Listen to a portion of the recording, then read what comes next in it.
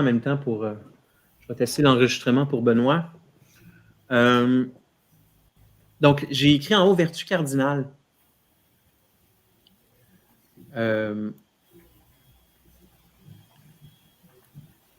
Les vertus cardinales, elles sont 4. C'est la même. On parle de vertus humaines ou vertus naturelles. Ça, c'est l'ensemble de toutes les vertus. Mais parmi toutes les vertus humaines, ben, il y en a 4 qu'on appelle les vertus cardinales. C'est les principales. Cardinal, ça vient du latin cardo, qui veut dire gond.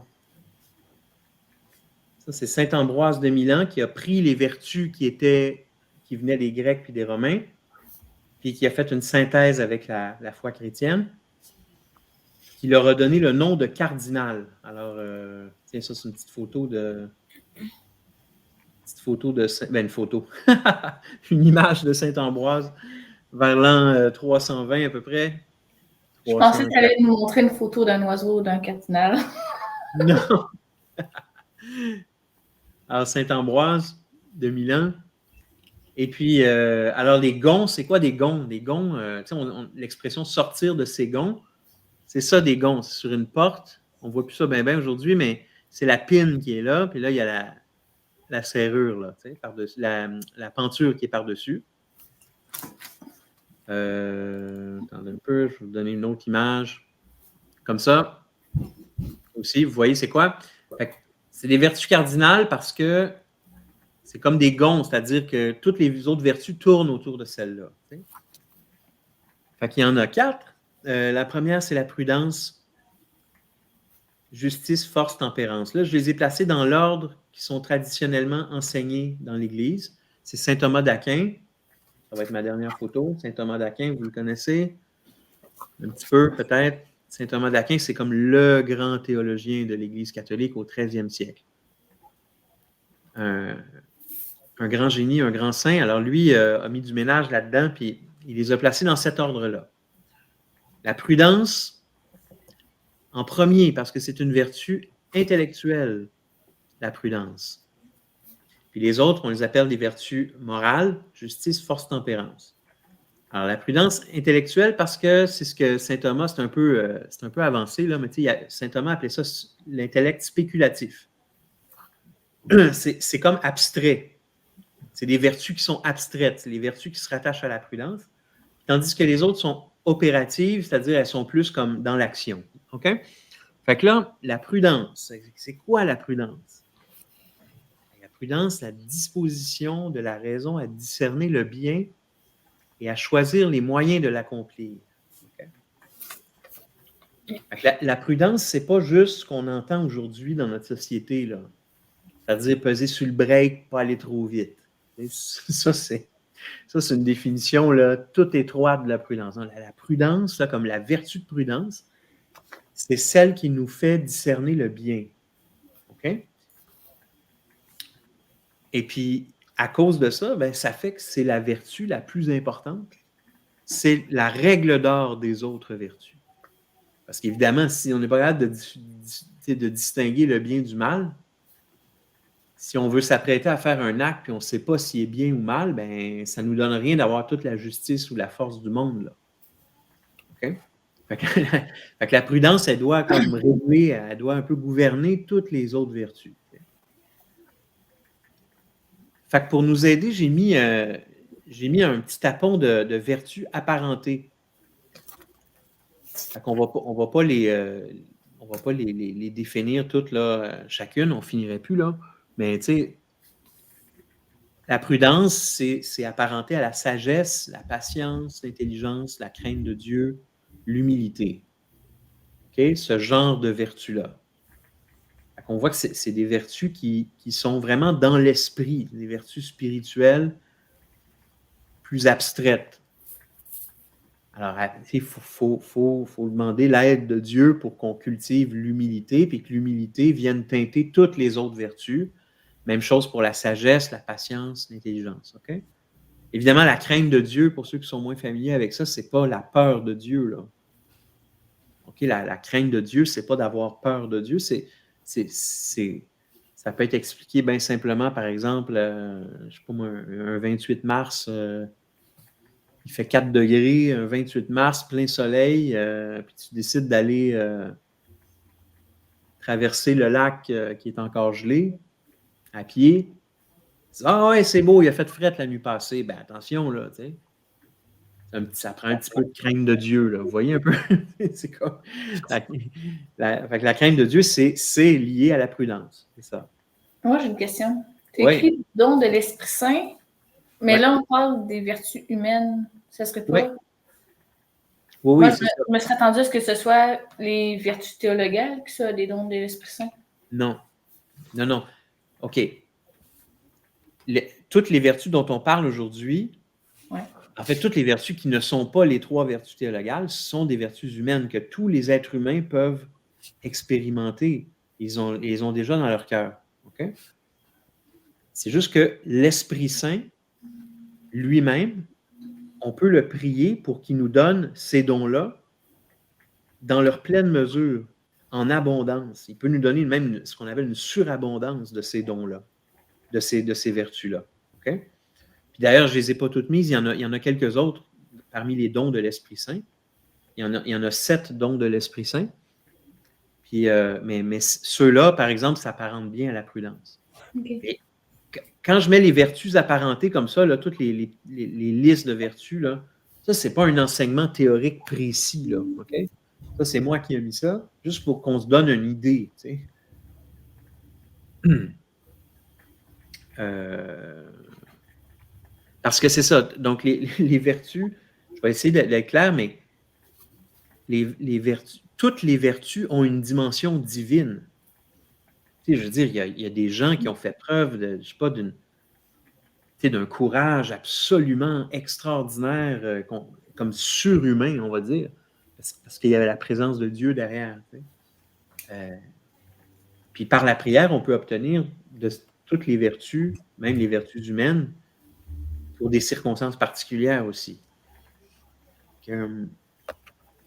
OK, alors les vices contraires à la prudence, j'ai mis ça c'est utile de se guider avec ça aussi, c'est l'orgueil, la colère, la vaine gloire. Il y a quelqu'un qui entretient la vaine gloire dans sa vie, là, qui lui, il est carriériste, puis ce qu'il veut, je ne sais pas, c'est juste réussir. Il y a de l'ambition dans la vie, il veut juste réussir. Est-ce qu'on peut croire que cette personne-là est capable de discerner le vrai bien en toute chose? Ben, on peut en douter. Il va peut-être plus discerner son propre intérêt. La colère, pareil. La colère, je veux dire, ça nous empêche de voir clair. On a beaucoup de misère à distinguer ce qui est vrai, ce qui est bien, sous l'effet de la colère. Puis l'orgueil, évidemment, c'est le grand ennemi. Hein, l'orgueil, c'est le plus grand vice de tout. Si la prudence, c'est la plus grande vertu de toutes, l'orgueil, c'est le plus grand vice.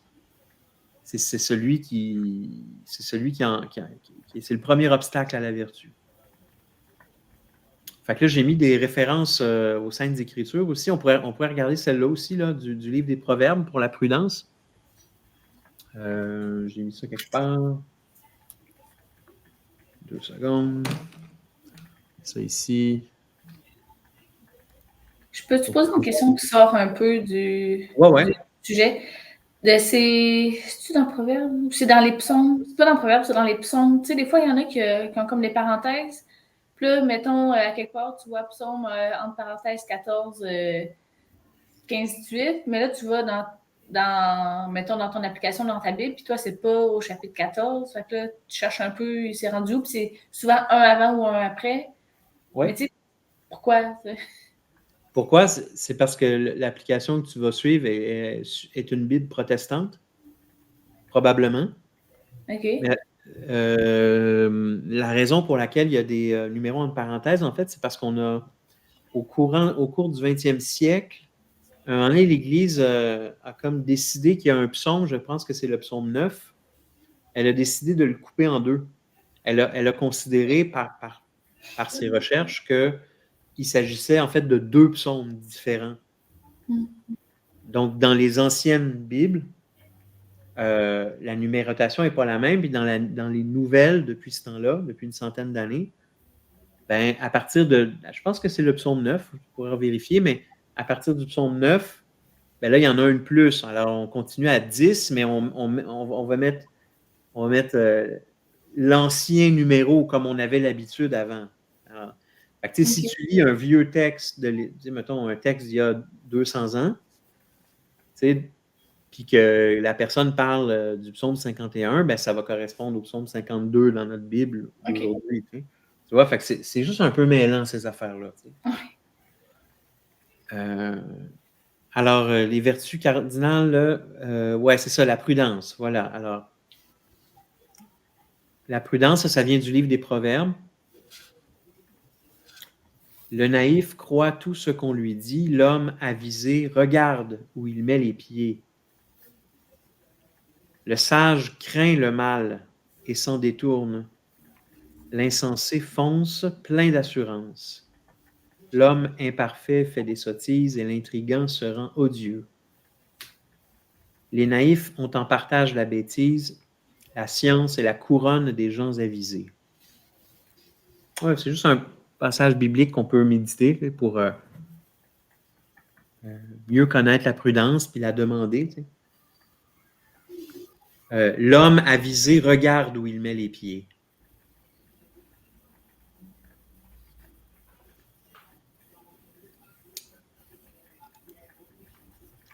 OK, ensuite, la justice. La justice, la volonté de rendre à Dieu et au prochain son dû.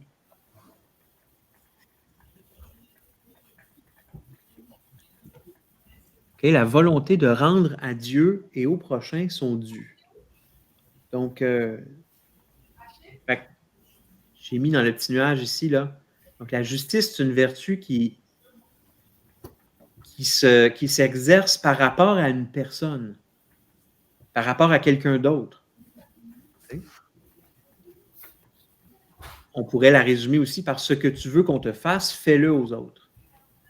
Et c'est ça le sens de la justice. Alors là, c'est sûr que dans notre monde aujourd'hui, la justice, c'est une notion qui est purement quantitative. Là. À salaire égal, travail égal, des niaiseries de même, là. En réalité, ça ne veut rien dire. Là, ou en tout cas, ça veut pas dire, on ne va pas bien loin avec ça. T'sais. Qu'est-ce que tu dois à ton prochain? D'ailleurs, ça me fait penser, Laurie, on avait parlé un petit peu la semaine passée du fait d'être redevable à Dieu. Au fond, on est redevable de tout à Dieu. Et à notre prochain aussi, on lui doit au moins, à notre prochain, on lui doit au moins des égards. On lui doit au moins les vertus de charité. Toutes ces vertus-là, on lui doit ça à notre prochain. Là. Être droit avec lui, l'équité, la mansuétude. Savez-vous c'est quoi la mansuétude? Non. La mansuétude, c'est la générosité dans le pardon. C'est quelqu'un qui pardonne généreusement. Le pardon, la mansuétude. Ça aussi, c'est rattaché à la justice, la générosité, la rectitude. Alors, il faut faire attention avec la justice, évidemment, parce que la vraie justice absolue, on ne la possède pas nous-mêmes. Alors, c'est facile de faire un acte puis d'en conclure qu'on a été droit. Mais en réalité, on n'en est pas toujours certain. Quelqu'un peut être trop généreux. Quelqu'un peut pardonner trop rapidement. C'est bien de pardonner, mais je veux dire, pardonner, être trop prompt. Alors, comme toutes les vertus, elles sont limitées, il faut faire attention. Mais ce qui est bon à retenir pour la justice, c'est que c'est par rapport à une autre personne. Comme la prudence, on disait, c'est une vertu intellectuelle. La sagesse, la patience, l'intelligence, c'est pas par rapport à une autre personne, c'est soi-même. On cultive ça dans notre cœur. Mais la justice, c'est envers le prochain ou envers Dieu. Donc, le contraire de la justice, c'est l'envie, l'avarice, la jalousie, la rancune. Il y en a plein d'autres aussi. Okay? Donc, c'est ce type de vice-là qui est contraire à la justice. Fait que ma référence biblique pour ça, c'est Lévitique 19-15. Vraiment beau, vraiment beau. Quand vous siégerez au tribunal, vous ne commettrez pas d'injustice, tu n'avantageras pas le faible, tu ne favoriseras pas le puissant, tu jugeras ton compatriote avec justice. Alors, tu n'avantageras pas le faible et tu ne favoriseras pas le puissant. Donc, avantager quelqu'un, c'est pas être juste. Dans ce sens-là. Là, favoriser quelqu'un, c'est pas être juste. Qu'il soit faible ou qu'il soit puissant. Là, des fois, dépendamment de notre cœur, là, des fois, on a envie de prendre pour le faible. Selon des critères extérieurs, tu sais.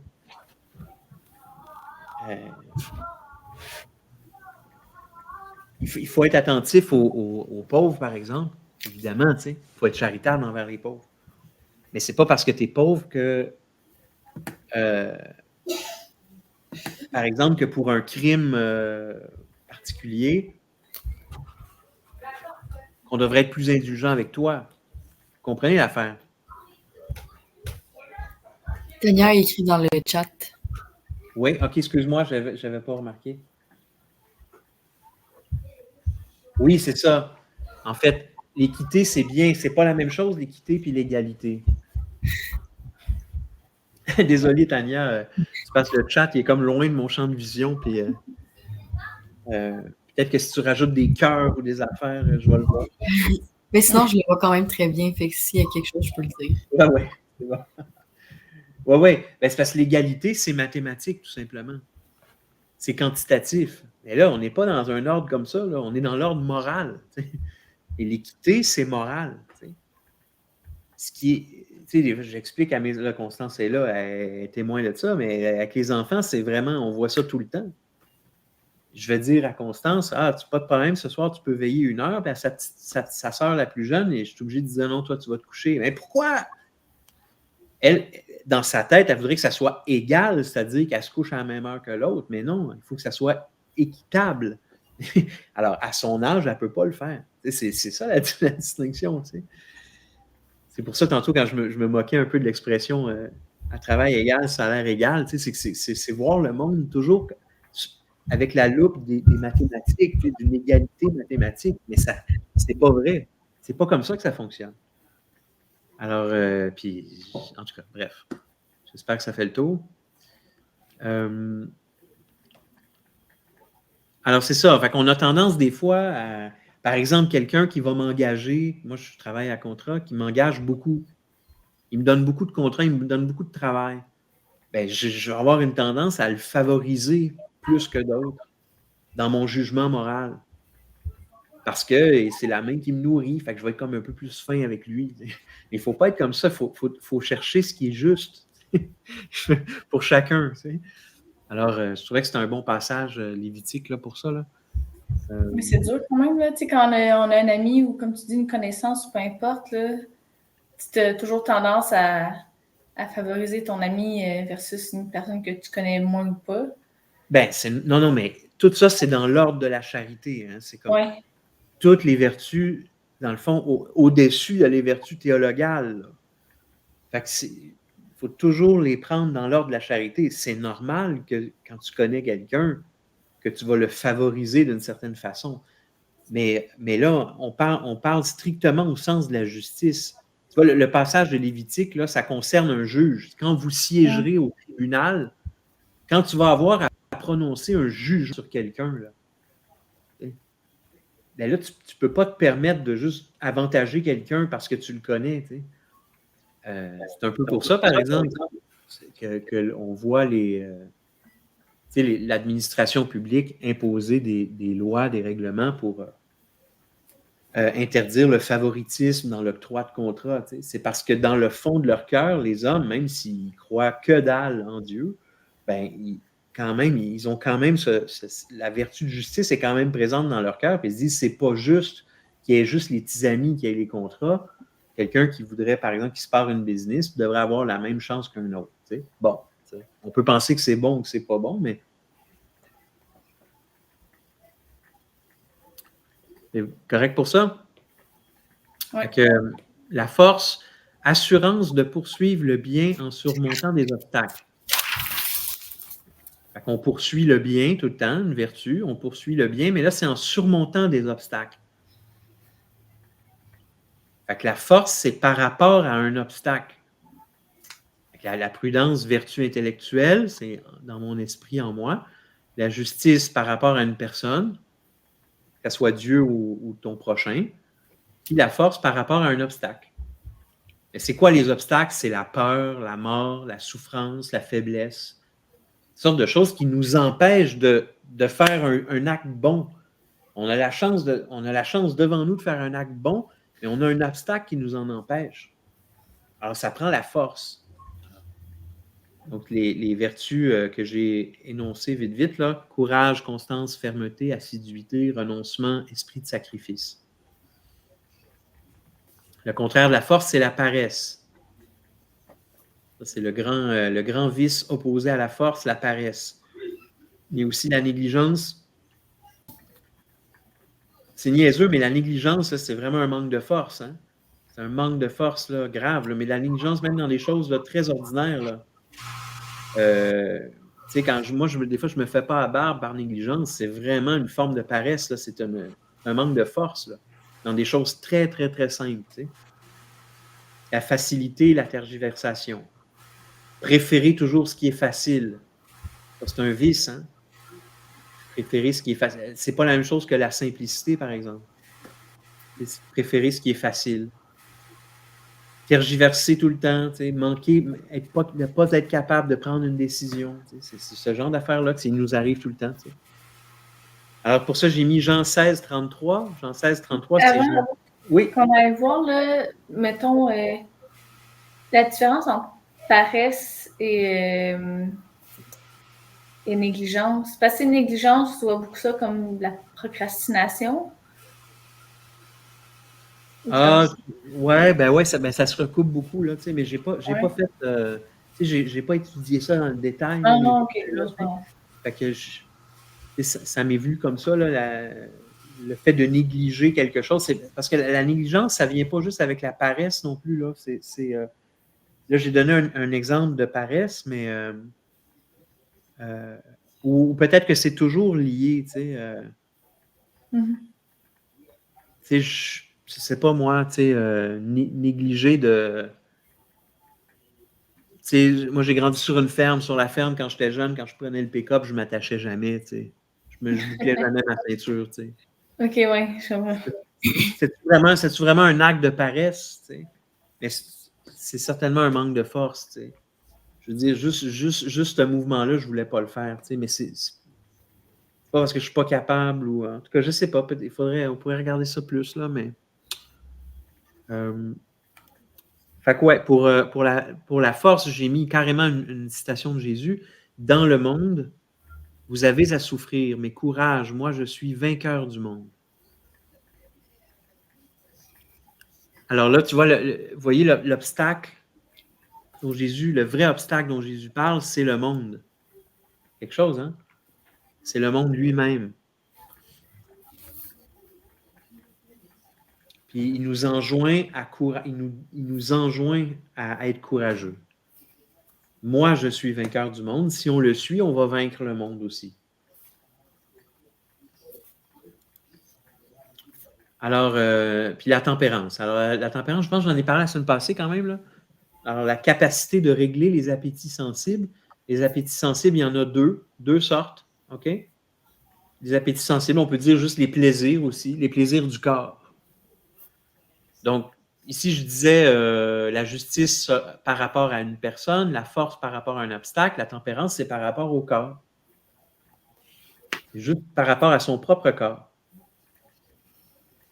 Donc, il y a deux plaisirs, les plaisirs de la nourriture, qui visent la conservation de l'individu, puis les plaisirs sexuels qui visent la conservation de l'espèce. Fait que dépendamment des deux, ben là, on va avoir des vertus apparentées qui vont être différentes. L'abstinence ou la sobriété. On pourrait dire la retenue aussi, sans aller jusqu'à l'abstinence, être capable de s'arrêter, hein, juste simplement la retenue. J'aurais pu mettre ça aussi. Pour le sexe, la chasteté, la fidélité, la continence. Peut-être un mot sur la chasteté, ça pourrait être intéressant.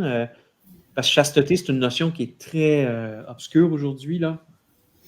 Fait que la chasteté, ce n'est pas l'absence de sexe. Okay? On dirait qu'on le comprend toujours comme ça, mais c'est vraiment pas ça. La chasteté, c'est l'absence de sexe, c'est la continence. C'est ça que j'ai mis là. Fait que la continence, c'est l'absence de sexe, tout simplement. Tandis que la chasteté, c'est le contrôle de l'inclination au sexe dans le cadre de sa vocation. OK? Dans le cadre de sa vocation. Fait qu'un prêtre, par exemple, qui est célibataire, pour lui, la chasteté, ça veut dire la continence. Okay? Fait que les deux vont se recouper parce que la chasteté, comment un prêtre peut vivre une sexualité ordonnée à sa vocation? Ben, c'est par la continence, c'est en étant célibataire, tout simplement.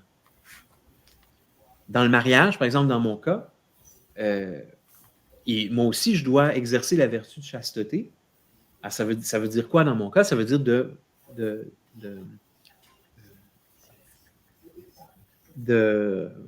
comment je dirais ça? Ça veut dire ordonner à ma vocation. Donc, ma vocation, c'est d'être un homme marié.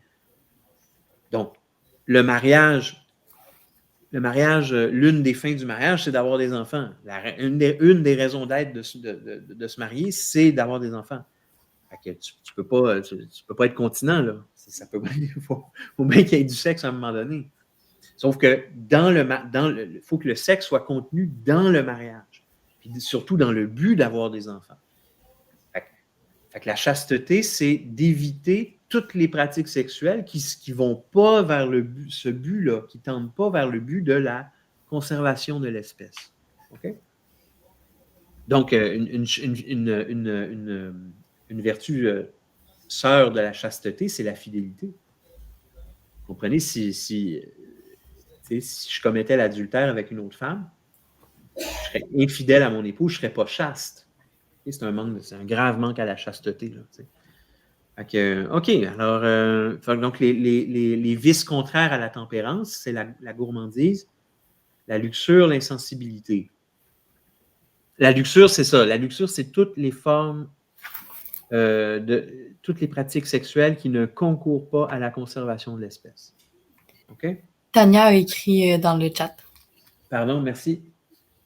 Insensibilité, incapacité à ressentir la douleur physique, donc empêcher nos douleurs de pouvoir se transformer en grâce, ou plus dans le sens d'engourdir les signaux pouvant être envoyés par l'Esprit Saint. Non, mais l'insensibilité, en fait, là, c'est que il faut juste le prendre dans le sens de la tempérance. Là. Ça concerne juste le corps. OK? Vraiment juste le corps. Donc, les appétits sensibles. Donc, quelqu'un, par exemple, qui souffrirait d'insensibilité, là, ça serait, par exemple, une personne anorexique. Okay? Elle, là, ça ne dit rien, la nourriture. Elle n'aime pas ça, elle ne veut pas en manger. Non, mais il faut manger. Alors, on a tendance à penser à la tempérance comme une modération. Puis moi, j'ai vraiment fait attention d'éviter ce mot-là dans ma petite description, là. Parce qu'il y a un sens de la tempérance qui est comme se tempérer, ça veut dire se modérer. Mais en réalité, la tempérance, ça vise à régler les appétits sexuels, pas juste les modérer. C'est juste que dans 98% du temps, ça veut dire les modérer. C'est très rare, beaucoup plus rare qu'on soit obligé d'aller dans l'autre sens, de les favoriser, de générer des appétits sensibles. Par notre nature même, on désire ces plaisirs-là, un ou l'autre, dans notre vie.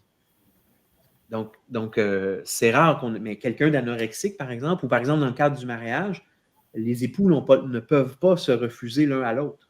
Ils peuvent se refuser sur une base anecdotique là, au quotidien. Là, j'ai mal à la tête ce soir, pas ce soir, chérie. Là, ça, c'est correct. Là. Je veux dire, quelqu'un qui dit moi, je me refuse à mon époux ou à mon épouse, c'est fini. L'autre époux est vraiment, vraiment en droit d'exiger le devoir conjugal, comme on dit. Vraiment, vraiment, parce que c'est pour ça qu'ils se sont mariés. C'est vraiment, donc l'insensibilité, c'est le fait de dédaigner les plaisirs du corps. Donc, les plaisirs du corps, ils sont bons. Il faut juste en faire un bon usage bien réglé. Fait que... ouais, on pourrait dire que l'insensibilité, c'est un désordre, c'est sûr. Tous les vices sont des désordres. Ouais, c'est juste que, tu vois, comme l'expression désordre alimentaire, c'est peut-être plus, c'est strictement naturel, c'est quasiment médical comme expression, peut-être. Mais c'est une forme d'insensibilité, c'est sûr. Fait que là, j'ai mis la citation de Saint Paul, « Ne vous abandonnez pas aux préoccupations de la chair pour en satisfaire les convoitises. » Donc, quelqu'un qui est, comme moi, avant ma conversion, ma vie tournait autour des préoccupations de la chair. Je veux dire, c'est pas compliqué avant ma conversion. J'imagine que vous avez des témoignages peut-être similaires. Mais moi, ma vie, c'était juste d'aller de plaisir en plaisir, peu importe lesquels. Là, c'était n'importe quoi. Alors, c'est ça. Puis pour l'ensemble des vertus cardinales, je voulais juste vous montrer qu'elles sont présentes dans la Bible aussi, dans l'Ancien Testament, dans le livre de la sagesse. Elle enseigne, là on parle de la sagesse, elle enseigne la tempérance, la prudence, la justice et la force d'âme. Rien n'est plus utile aux hommes dans l'existence. Dans le livre de la sagesse, le mot sagesse veut dire prudence. C'est comme des synonymes un peu, tu sais. Peut-être garder à l'esprit pour les vertus humaines que ça reste des notions relatives. C'est très difficile de déterminer précisément c'est quoi là à 100%. C'est comme relatif, puis d'une culture à l'autre, les mots peuvent changer un petit peu ou le sens peut changer. Fait que, comme je vous dis, prudence et sagesse, souvent, c'est synonyme. Puis toutes les vertus se modèrent les unes les autres. OK? Alors, la patience, par exemple, modère très, très bien le courage. Quelqu'un qui est trop courageux va être téméraire. Il a besoin de patience. Alors, des choses comme ça. Donc, vu que toutes les vertus sont finies et qui sont limitées, quand tu arrives au bout de ta vertu, là, à l'extrême, tu as besoin d'une autre vertu pour revenir à la vérité, pour revenir dans le cœur de Dieu. Puis je finirais peut-être avec une petite remarque. Là. Donc, la raison pour laquelle saint Thomas les plaçait dans l'ordre comme ça, puis que l'Église les place dans l'ordre comme ça aussi, c'est que, voilà, la prudence, la règle d'or des autres vertus. Puis, à l'autre extrême, on se rend compte qu'il y a comme moins de vertus apparentées, là. Il y en a moins, puis ça concerne juste le corps. Il y a comme une espèce de genre de progression, d'évolution d'un extrême à l'autre. Okay? Vous voyez, toutes les vertus passent comme ça, de la prudence jusqu'à la tempérance. Je ne sais pas si vous voyez un peu ce que je veux dire, là. Alors, on parle ici juste de vertus qui sont strictement dans le cœur humain. Puis là, on parle de vertus qui s'exercent strictement dans le corps humain. C'est spécial pareil, tu sais, c'est tout un nuage de belles choses. Tu sais. Puis là, après, il y a des vertus, on peut se demander où est-ce qu'on les place. Tu sais. Il y a des vertus qui peuvent, on peut dire que ça peut faire partie de, tu sais, des fois, c'est beaucoup de la justice ou la force, ou ça dépend. Tu sais, peut-être que ça prend de la force à quelqu'un pour être sobre. Alors, la sobriété pour quelqu'un, ça peut être vraiment une vertu de force. Vous comprenez? Tu sais, c'est pas coupé au couteau, là. C'est pas un savoir exact. Là. Donc, je pense que ça fait le tour pour ça, là.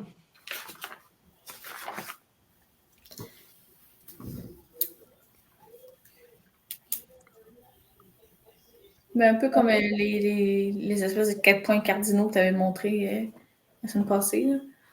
Oui, c'est ça. C'est Saint Bernard qui, lui, les représentait plus comme ça. Là, tu sais. Il s'en faisait une représentation. Je ne sais pas s'il visait à faire une croix, là. Mais pour Saint Bernard, la prudence, en général, les vertus de prudence s'opposent aux vertus de force, puis comme ça. Bon, tu sais. Il y a eu toutes sortes de façons de classer les vertus, là. Fait que c'est pour ça, c'est vraiment pas un savoir absolu, tu sais. Mm-hmm. Puis, tu sais, admettons qu'on ferait de la catéchèse de même de temps en temps ou pendant un bout de temps, tu sais, c'est probablement la catéchèse qu'on ferait qui aurait qui serait le moins, la moins religieuse, si on veut, tu sais. Parce que c'est tellement humain, tu sais, c'est tellement, tout le monde a ces affaires-là, puis on a besoin de Dieu pour les exercer en surabondance, pour les avoir plus, pour les cultiver. On a besoin de la grâce de Dieu pour ça, mais toute personne peut les cultiver déjà dans sa vie.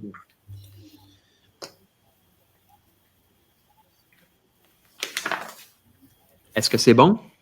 Oui. Merci beaucoup. Ça fait bien plaisir. Fait que si ça vous intéresse, je vais arrêter de partager ça, là, arrêter le partage.